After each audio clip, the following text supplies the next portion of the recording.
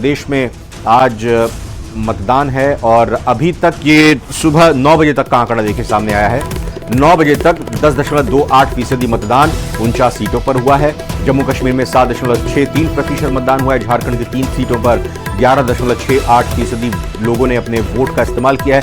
लद्दाख की लोकसभा सीट पर 10.51% लोगों ने वोटिंग 2 घंटों के दौरान की है। महाराष्ट्र में देखा जाए तो काफी कम, अगर हम एवरेज 10.28 को देखें तो 6.कुछ% लोगों ने मतदान किया। बिहार में उससे थोड़ा बेहतर है, महाराष्ट्र से थोड़ा बेहतर 8.8 के आसपास, 8.68 के आसपास मतदान हुआ है। ओडिशा में भी कम मतदान देखने को मिला है, 6.87 के करीब। उत्तर प्रदेश में बेहतर, यानी कि जो औसत मतदान अभी तक हुआ है उससे बेहतर। और पश्चिम बंगाल लगातार रिकॉर्ड बनाते हुए पश्चिम बंगाल में शुरू के 2 घंटों में 15.75% मतदान हो चुका है।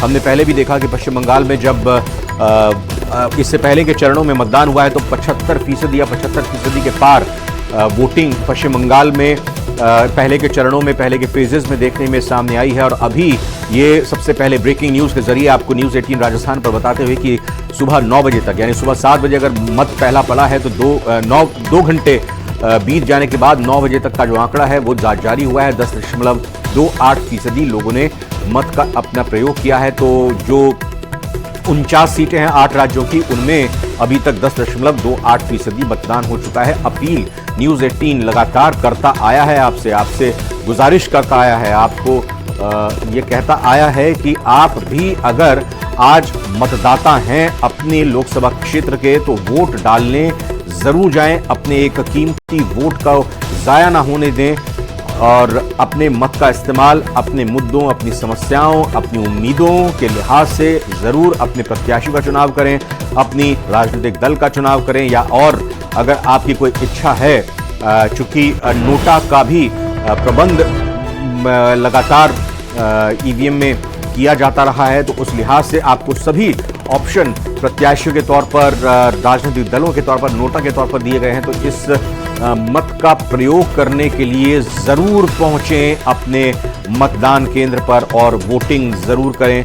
और एक एक करके जो 8 राज्य हैं उनके जो आंकड़े हैं वोटिंग परसेंटेज के नजरिए से वो आपकी टीवी स्क्रीन पर आते हुए, पश्चिम बंगाल में 15.35% वोटिंग हुई है।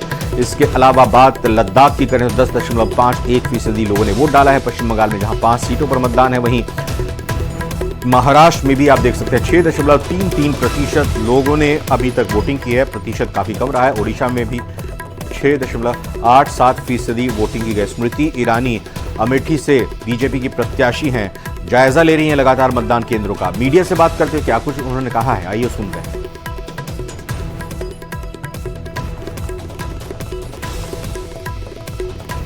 लोकतंत्र के पर्व पर सहभागी और सहयोगी होने वाले हर भारतीय को आज इस लोकतंत्र के उत्सव की हार्दिक शुभकामनाएं सर्वप्रथम प्रेषित करती हूं। हिंदुस्तानियों से निवेदन करती हूं कि आप शीघ्र अपने मतदान केंद्र पर जाकर इस उत्सव में सहभागी बने। भारत और भारत के भविष्य के प्रति ये हमारी जिम्मेदारी है, इसका निर्वहन करें। मैं पुनः कहती हूँ, ये मेरा सौभाग्य है कि आज गौरीगंज में विकसित भारत के संकल्प के साथ गरीब कल्याण एवं महिला शक्ति को समर्पित एक नेता को, एक राष्ट्र सेवक को मैंने अपना मत दिया। अभिलाषी हूँ कि जनता उनको अपना स्नेह और आशीर्वाद निरंतर देती रहे।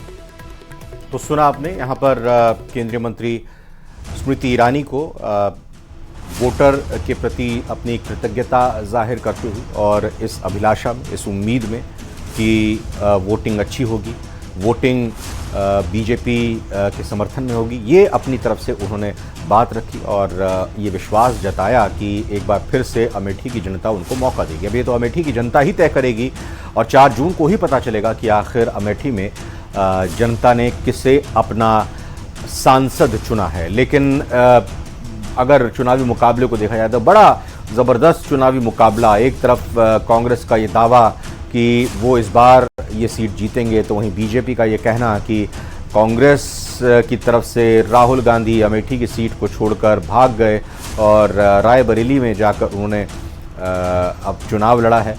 वहीं राजकुमार राव, क्योंकि महाराष्ट्र में भी चुनाव है, महाराष्ट्र